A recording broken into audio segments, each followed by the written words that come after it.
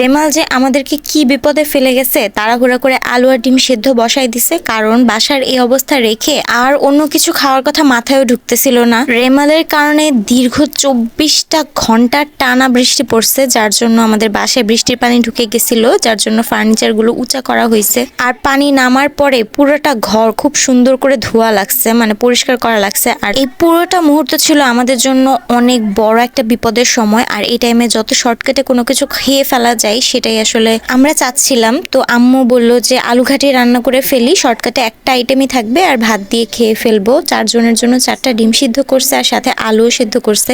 তারপর আলুগুলোকে পানি দিয়ে খুব সুন্দর করে চটকায় নিছে আর 4টা ডিম নিয়ে নিছে ভাজতে, মানে সেদ্ধর পরে তেলের মধ্যে যে হালকা হালকা ফ্রাই করে না লবণ আর হলুদ দিয়ে, সেটাই করছে। আর তারপর সেই তেলের মধ্যে পেঁয়াজ কুচি, তেজপাতা আর একটা শুকনো মরিচ মনে হয় দিয়ে দিছে। এগুলোর সাথে দিয়ে দিবে সব মশলা আর তারপর পানি দিয়ে মশলাগুলো সুন্দর করে কষায় নিতে হবে। শুকনো মশলাগুলোর মধ্যে ছিল হলুদ, মরিচ, ধনিয়া, তারপর জিরা গুঁড়া আর হচ্ছে স্বাদমতো লবণ। আর তারপর একটু আদা রসুন বাটাও অ্যাড করছে। এবার খুব সুন্দর করে মশলাটা কষায় নিবে। তারপর সাথে আবার অল্প একটু টমেটো কুচিও অ্যাড করে নিছে। এটা সুন্দর করে রান্না হওয়া পর্যন্ত অপেক্ষা করতে হবে। তারপর মশলাটা যখন ভালো মতো কষানো হয়ে আসবে, আমাদের সে আগে থেকে চটকে রাখা আলুটা আছে না, সেদ্ধ আলু যে চটকে রেখেছিলাম, সেটা পুরোটা আম্মু দিয়ে দিয়েছে। এখন আপনারা হয়তো ভাববেন যে এই রেসিপিতে ভিন্নতা কোথায়, যে আলু ঘাটি বললাম টেস্ট তো মনে হয় সেই ডিমের মতোই হবে।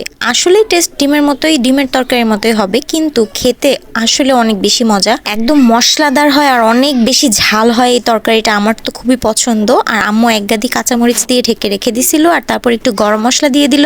এবার আস্তে ধীরে আমাদের সে ভেজে রাখা সেদ্ধ ডিমটা আছে না, সেটাই দিয়ে দিতে হবে। ডিমটা দিয়ে এবার তরকারিটা একদম ভালো মতো রান্না হওয়া পর্যন্ত অপেক্ষা করতে হবে। বেশি সময় লাগে না, এই খাবারটা মাত্র 15 মিনিটের মধ্যেই হয়ে যায়। আর এই তাড়াহুড়ার মধ্যে হুট করে এই তরকারিটা এত বেশি মজা হয়ে যাবে, আমি আর আম্মু দুইজনই কল্পনাও করি নাই। আমার তো এত বেশি ভালো লাগছে, একদম তৃপ্তি করে খাইছি। আর পরের দিন পরোটা দিয়ে ওই তরকারিটা খেতে পারছি। আমি আজকে আলু ঘাটির ফ্যান হয়ে গেছি। আগে আম্মু গরুর মাংস দিয়ে রান্না করছিল, কিন্তু ডিম দিয়েও যে আলু ঘাটি এত মজা করে খাওয়া যায় সেটা কিন্তু ভাবি নাই। আম্মু আমার প্লেটের ভাতটা একটু বেড়ে দিতেছে। আমি অনেক বেশি এক্সাইটেড ছিলাম যে আজকের আলু ঘাটিটা কেমন হয়েছে।